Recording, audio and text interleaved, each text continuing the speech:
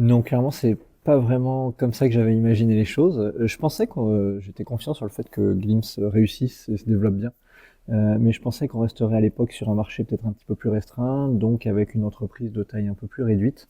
J'imaginais qu'on serait peut-être 30 au bout de 5 ans, mais j'imaginais pas qu'on serait comme là à plus de 50. Surtout, ce que j'imaginais pas du tout, c'est qu'on se retrouve avec des activités en Corée du Sud, en Amérique du Nord, à faire des voyages exceptionnels là-bas et aller rencontrer voilà, des prospects, des clients dans tous ces pays. Je pensais pas qu'on aurait une activité aussi internationale au bout de 5 ans. Donc entre ça, le fait que l'entreprise est à peu près 2 fois plus grande que ce que j'imaginais à l'époque, et le produit beaucoup plus à une ampleur aussi également qui finalement est beaucoup plus importante que ce que j'avais imaginé au départ en termes de périmètre. Une frustration enfin, une partie de nos travaux qu'on avait avant, où effectivement on commençait à développer des outils dont on a besoin, mais on avait beaucoup d'autres missions à accomplir en parallèle, on n'a pas le temps de vraiment se concentrer sur les outils.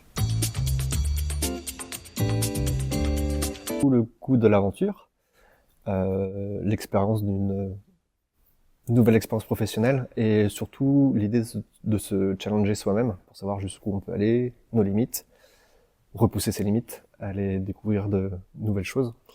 Et on se rend compte que ce besoin qui est très égoïste au début grandit et se convertit en quelque chose d'une équipe et des collaborateurs qui sont présents, dont on se sent responsable, dont on a envie justement de les emmener avec nous et de aussi les emmener à faire en sorte de se surpasser. Glimpse, ça vient de l'équipe où on a grandi quand on était au ministère des Armées et qui avait une forte identité qu'on aimait beaucoup, qui s'appelle IMPS, Investigation des malwares et produits de sécurité, mais qui fait aussi les petits diablotins. Et donc quand on a créé la boîte, on voulait vraiment faire référence à cet environnement dans lequel on s'est vraiment beaucoup amusé, j'allais dire, et on a fait des choses dont on est très fiers. Donc on voulait qu'il y ait le mot IMPS dans le nom de l'entreprise, et donc on a trouvé Glimpse par rapport au produit, où en un clin d'œil, une glimpse of an eye, on identifie les menaces dans les fichiers qui transitent. Et donc ça permet de retrouver ce mot IMPS avec le Growing Little IMPS, les diablotins qui quittent le ministère des Armées pour aller grandir à l'extérieur. Qui pour moi était finalement la grande difficulté, c'est qu'on est passé d'un monde de salariés avec des limites finalement et des bornes bien définies et bien posées. Même si en reverse engineering, notre travail c'était toujours d'essayer d'aller de l'autre côté des bornes finalement, c'est-à-dire qu'on nous montrait des limites et on essayait d'aller au-delà. Mais là, on s'est retrouvé tout d'un coup dans un monde où il n'y avait plus de limites. C'est-à-dire c'est à nous de les définir, les limites, les cadres, toutes les règles qu'on voulait définir, les valeurs qu'on voulait porter, toutes ces choses-là, c'était à nous de les poser, de les définir. Et on partait d'une feuille complètement bien blanche en fait. Et ça, c'était pas si simple en fait de prendre les décisions au moment de la construction liées à tout ça. On n'avait pas de recul, donc tout d'un coup, alors qu'on avait été un exemple tout simple, celui de la rémunération des personnes ou de la façon de récompenser les personnes.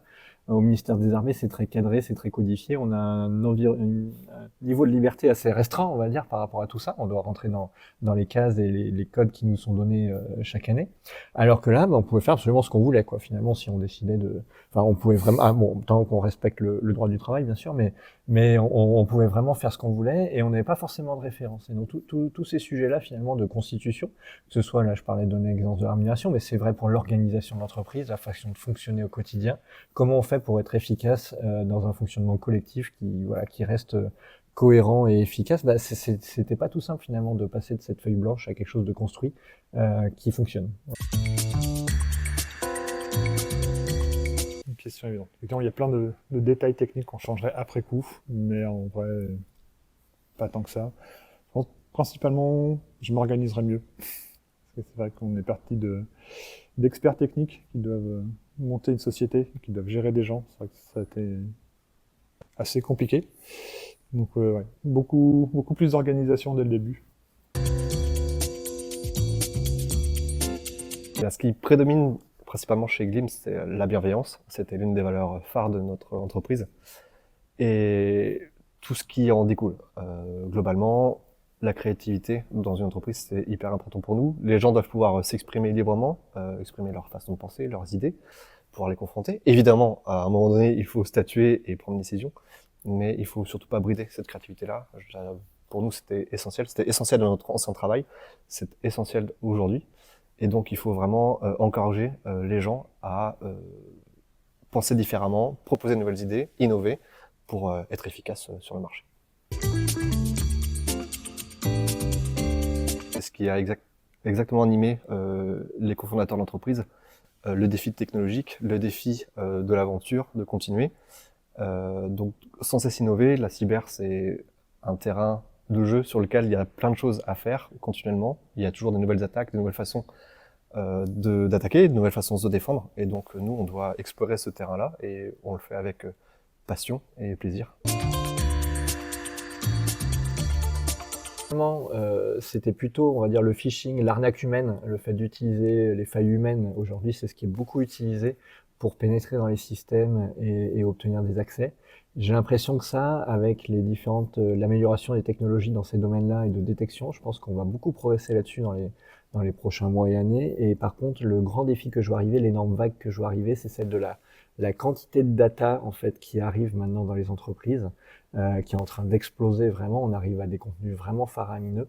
Et donc l'enjeu, ça va être de maîtriser ces contenus-là à terme et d'être capable d'aller détecter je pense que ça va être le canal utilisé de plus en plus pour faire passer les vulnérabilités, pour prendre le contrôle des systèmes. Ça va être d'infecter des fichiers, des sources de données finalement, et de rentrer comme ça dans les systèmes. Et il y a tellement de volume que ça devient compliqué d'analyser tout ce volume qui rentre dans les entreprises. Et donc je pense qu'à terme, ça va être ça l'enjeu principal dans les prochaines années, être capable de maîtriser le contenu énorme qui va rentrer en termes de contenu de données dans les entreprises.